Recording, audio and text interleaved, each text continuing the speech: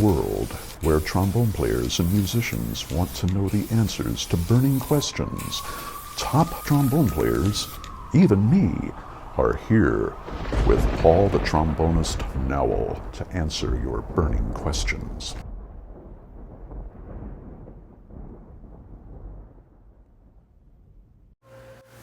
Wow.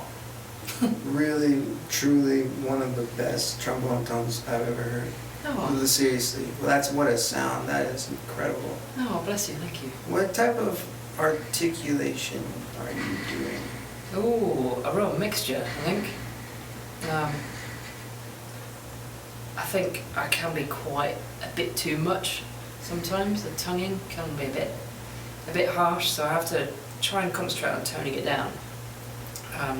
I don't tend to do any real sort of doodle tonguing, but legato, I've worked so hard on legato, and I think I've still got a long way to go. There are some players that I really admire their legato playing, and I'm still striving to get there. But that's my favourite, just legato, playing ballads. So is it kind of like, is there a syllable that comes to mind? Definitely a La? Yeah. Oh, interesting. So Yeah. you're going love. There's no real sort of duh. Well, I think duh occasionally, obviously, when you do a little bit da da da da. But then all the rest is kind of la la la la. Wow. Yeah. That's cool. Yeah. I never heard, you're the first person that has told me about la. Really? Yeah, I like that. I'm gonna have to try la now. Are most people duh or? Yeah, it's usually a da, a do, or or then they do some kind of configuration of the million different possibilities of doodling. Yeah, yeah. It's like I hear so many, I hear doo-goo, doodle, little, lottle, Well, there's little. L's in there. I guess so, Yeah. but Lou is cool. Yeah. I'm gonna try that for legato. I guess it's a really gentle duh. So as gentle as you can get a duh. Mm. And what is the bore size of your? Good question. I never actually. You know never that. knew that No. one. It's Someone actually told me recently that it's an R1.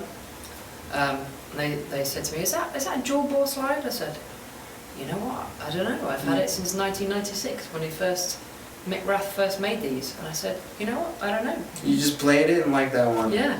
And they said, "You know how to find out?" I went, "Oh, take the slide off, turn it upside down." Yeah, and sure, it doesn't go because it's. Oh, okay. So it is dual bore then. Yeah, so you can't get that on there. So it is dual. Oh, I guess that will solve that mystery. Okay. And that's when I found out, and I only found out maybe 2 years ago. Interesting. Actually, that's a wise thing, I think, when you're looking for an instrument, is to not get caught up into the specifications of the sizes. Yeah. Just try a bunch of different horns and find one that you like playing, because a certain size trombone by a different manufacturer is going to play completely different. So I think it's good, because when I played this one, I never anticipated playing this particular size, because I never did in my life. But this is the one that I just liked the way it felt. So, and I think it varies between maker to maker.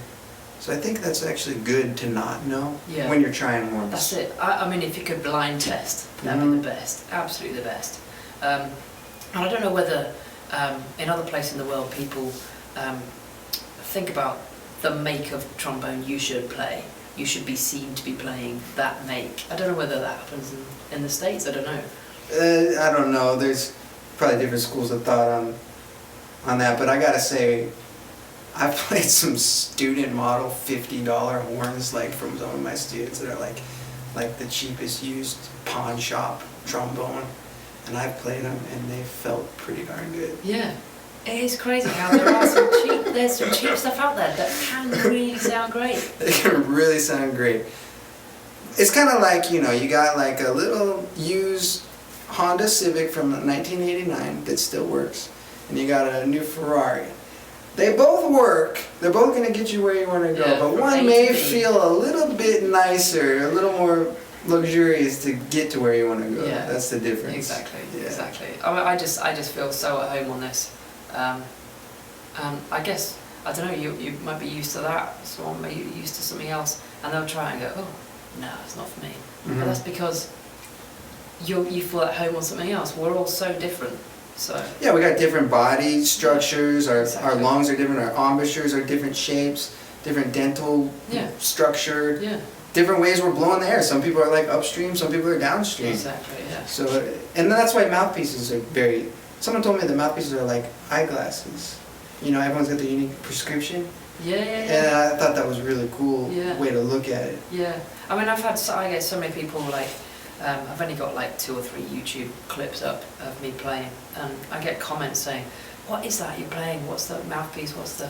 It's like, well, you know what? I have to go and have a look at it to find out what it is. I don't know. That was actually in the case when I bought the instrument, There you go. and it worked.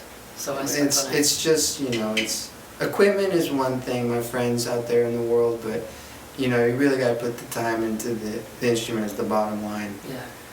I mean, I've heard recordings of Louis Armstrong playing on, I mean, gosh, when he first started, do you think that cornet he was playing was like some like amazing like, Yeah. you know, it's probably just whatever was there. Exactly. And it's, listen to those recordings of Louis playing. Yeah. You can't really top it. Yeah, exactly. He's actually one of my idols as well, definitely. Trumpet players. Me Yeah. too. Yeah, absolutely. The stuff with him and Jack Teagarden, I get pretty emotional listening to it. There's really, like, there's some recordings of them when, like, Louis was in his, like, early 30s. I think that was, like, when he was really playing. In his early 30s, his recordings of Jack Teagarden and him, and oh my gosh, I was listening to it the other day.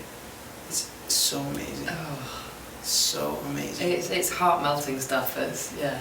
Yeah, and it was probably just recorded on one little mic in the middle of the room. And they just, Jack was there, Louis was there. Yeah. It was just mixed perfectly. It sounds amazing. Yeah. Because there is no mix. The mix is where the mic is.